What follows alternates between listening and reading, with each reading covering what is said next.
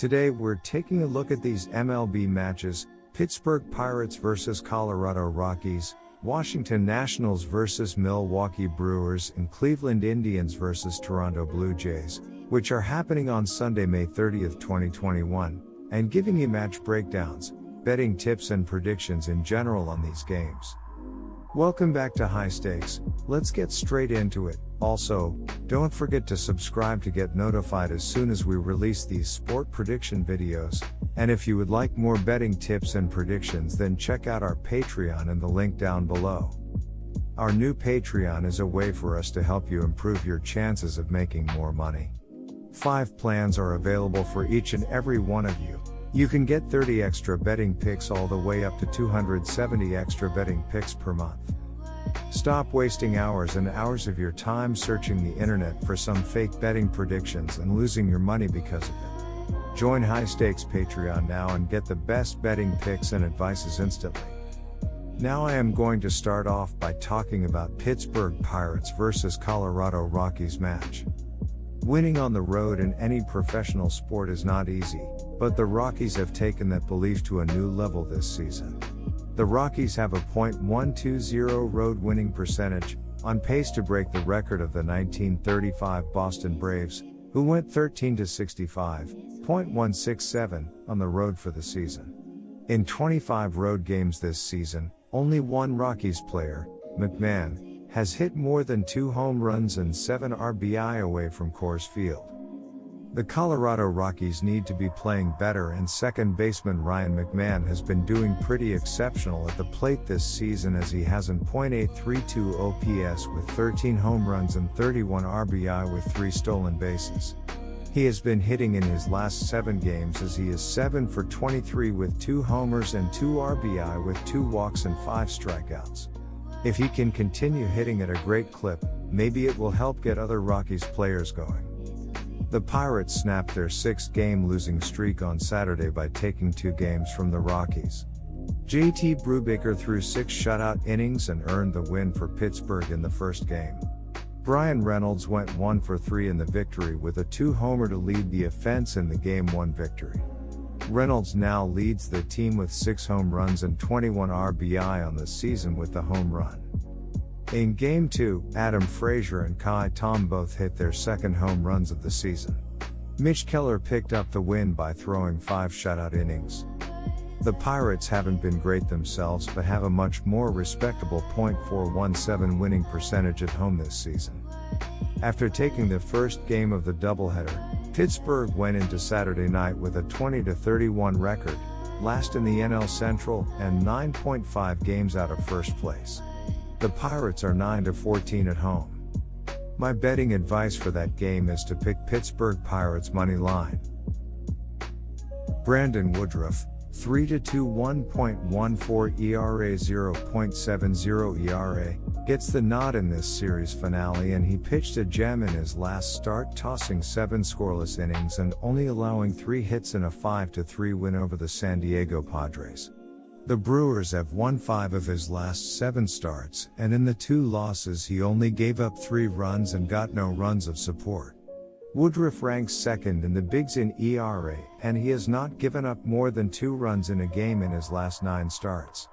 This is his first start of the season against the Nationals. In the doubleheader yesterday, the Brewers won the first game 4-1 and the second game 6-2. Avisail Garcia leads the team in HR, 9, and RBI, 28, and he went deep and had 3 RBI in the 4-1 win yesterday. Woodruff has been one of the best pitchers in the big leagues over the last 2 months. He's yet to allow more than 3 runs in a start, and he's given up 1 earned run or less in 8 of his last 9 outings.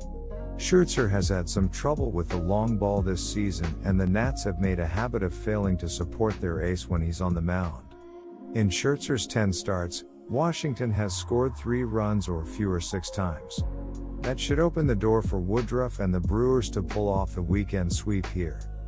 Washington is scheduled to hand the ball to right-handed ace Max Scherzer for the final game of their weekend series against Milwaukee.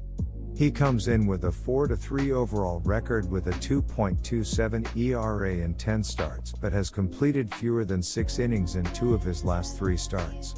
Scherzer broke that trend in his last outing, tossing 7 innings of 2-run ball with 9 strikeouts in a tough luck loss versus the Cincinnati Reds. Both of the runs that Scherzer gave up came via the long ball, marking the 3rd time this season that he's given up multiple home runs in an outing. At age 36, Scherzer remains one of the most dominant pitchers in the National League. He's fanned 12.08 batters and walked just 1.85 batters per 9 innings of work this season. The Nationals ace owns a KBB percent of 30.1%, the second best rate of his career, and he has managed to survive despite allowing a career-high 72.8% of his batter balls to end up in the air. While Scherzer is giving up more fly balls than ever, he's managed to keep his home run per fly ball rate relatively consistent at just 14.5%. However, that does represent a career high but is only 4% above his career average. The Brewers are sending out Brandon Woodruff. Over his 64.0 innings so far, Woodruff has 31 hits, 11 runs, 10 earned, 3 homers allowed, 14 walks, 73 Ks and a 1.41 ERA. Over on the Nationals side, they didn't have much luck versus the Reds this week, losing 2 of 3 outings.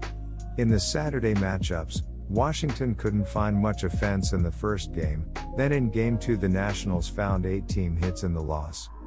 My betting advice for that game is to pick Milwaukee Brewers plus 105. The Blue Jays are starting to roll, as they picked up a series win over the New York Yankees to start the week before pounding out 11 runs on 15 hits in Friday's series opener.